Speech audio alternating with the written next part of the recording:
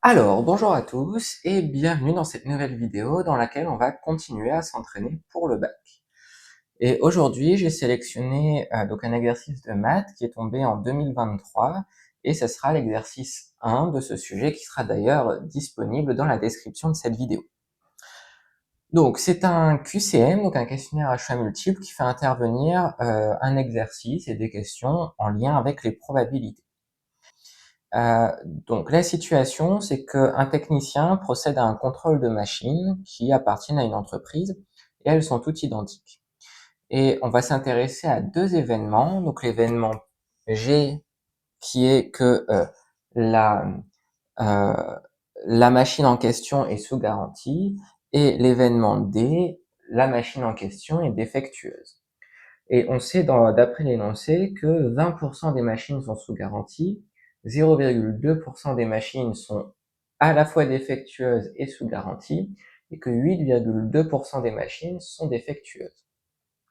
Donc, dans ce genre d'exercice, la première chose à faire quand on a ces données-là, avant même de chercher à répondre aux questions, c'est de traduire les informations en termes de probabilité.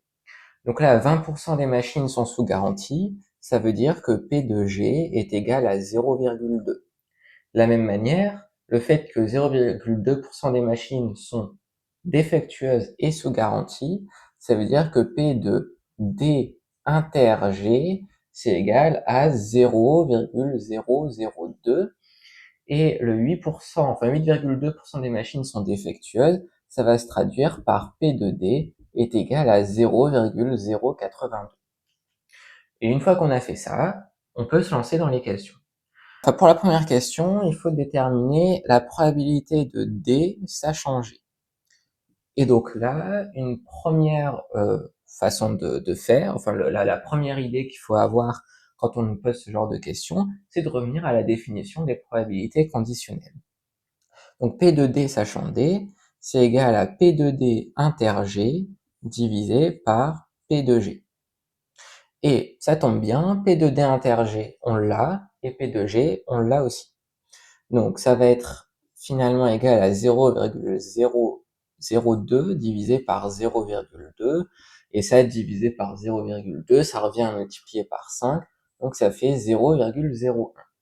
Donc la bonne réponse, c'est la réponse B. Ensuite, pour la deuxième question, on nous demande de déterminer la probabilité de P de G, bar inter D. Donc, la probabilité qu'une machine ne soit pas sous garantie et qu'elle soit défectueuse. Et donc, on pourrait essayer de procéder un peu de la même manière en se disant par exemple que c'est égal à P de G bar fois P de D sachant G bar, ou dire que c'est aussi égal à P de D fois P de G bar sachant D, mais à chaque fois il nous manque quelque chose. Donc a priori c'est pas une très bonne idée de partir là-dessus, donc il faut trouver autre chose. Et cette autre chose, on peut la trouver en remarquant qu'on connaît la probabilité de G et la probabilité de D inter G. Pardon, donc ce qui va être important, c'est pas la probabilité de G, ça va être la probabilité de D. Mais on connaît ces deux probabilités-là, et en utilisant, enfin en appliquant la formule des probabilités totales, on peut, sur l'événement D, on va peut-être être en mesure de faire apparaître la probabilité P de G bar inter D. Donc là, ici, si on fait ça, donc la formule des probabilités totales, enfin on va l'appliquer, et pour pouvoir appliquer cette formule, enfin ce résultat du cours, il faut ce qu'on appelle un système complet d'événements. Et là, le système complet d'événements, on peut prendre G bar. Et de cette manière, on va avoir P de D qui va être égal à P de G inter D plus P de G bar inter D. Et alors P de G bar inter D, c'est ce qu'on cherche, P de D on le connaît, et P de G inter D on le connaît aussi. Donc on peut isoler P de G bar inter D, et puis ensuite on pourra déterminer sa valeur numérique. Donc ça va être égal à P de D moins P de G inter D, et donc ça va être égal à 0,082 moins 0,002, autrement dit 0,08. Donc la bonne réponse, c'est la réponse B, à nouveau. Ensuite, on nous demande, enfin on nous dit que s'intéresse à une machine qui est défectueuse. Il faut déterminer la probabilité qu'elle soit sous garantie. Donc, la première chose à faire, c'est de traduire cet événement avec les lettres G et D. Donc, on sait qu'elle est défectueuse, donc ça va être P de quelque chose sachant D, et là, c'est la probabilité qu'elle soit sous garantie, donc P de G inter D. Et donc, ça, on peut revenir à la définition, et ça va être égal donc à P de D inter G divisé par P de D.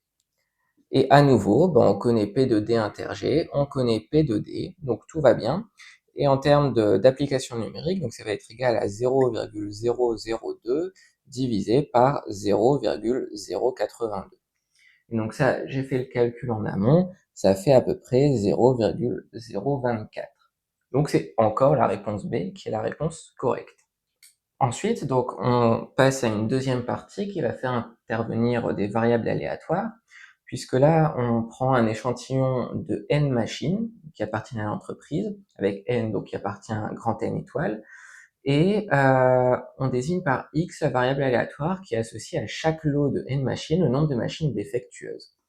Et donc, pour la suite des questions, on admet que la variable aléatoire x suit une loi binomiale de paramètres n et 0, 0, 82. Donc là, ici, c'est ce que je vais noter. Donc là, on a la variable aléatoire x qui suit une loi binomiale donc de paramètres n et p, donc avec p qui vaut ici 0, 0, 82. Et pour la question 4, on prend n est égal à 50. Donc on a la loi binomiale de paramètres 50, 0, 0, 82.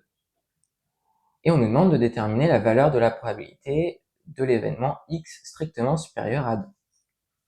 Donc si x est strictement supérieur à 2, ça veut dire que x peut valoir 3, 4, 5, 6, 7, jusqu'à 50.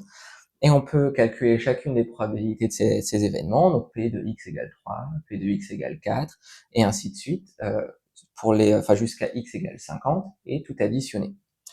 Sauf que c'est un peu long. Alors ça fonctionne, mais c'est très laborieux et très long.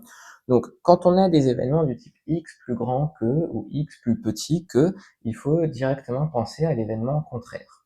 Donc là ici, p de x strictement supérieur à 2, ça va être égal à 1 moins p de x inférieur ou égal à 2. Et donc p de x inférieur ou égal à 2, ça veut dire que x peut valoir 0, 1, ou 2. Et donc, on se retrouve à calculer seulement 3 probabilités au lieu de 48. C'est quand même un gain de temps assez considérable et agréable. Et après, on utilise la formule de la loi binomiale. Donc ici, juste si on a 0,082, enfin si on prend le complémentaire par rapport à 1, pour la probabilité d'avoir un échec, ça fait 0,918. Donc ici, si on a 0 échec, eh bien on a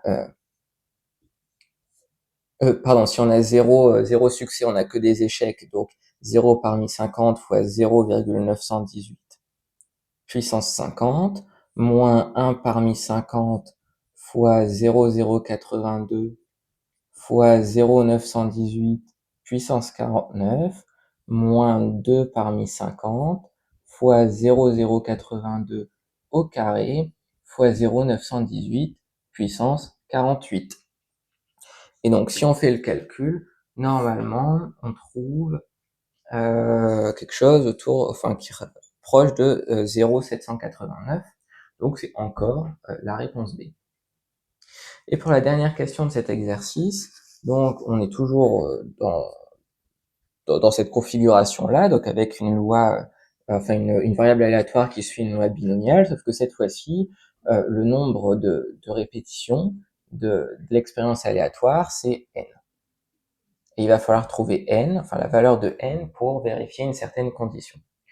Donc là, on veut que la probabilité que toutes les machines fonctionnent correctement soit supérieure à 0,4.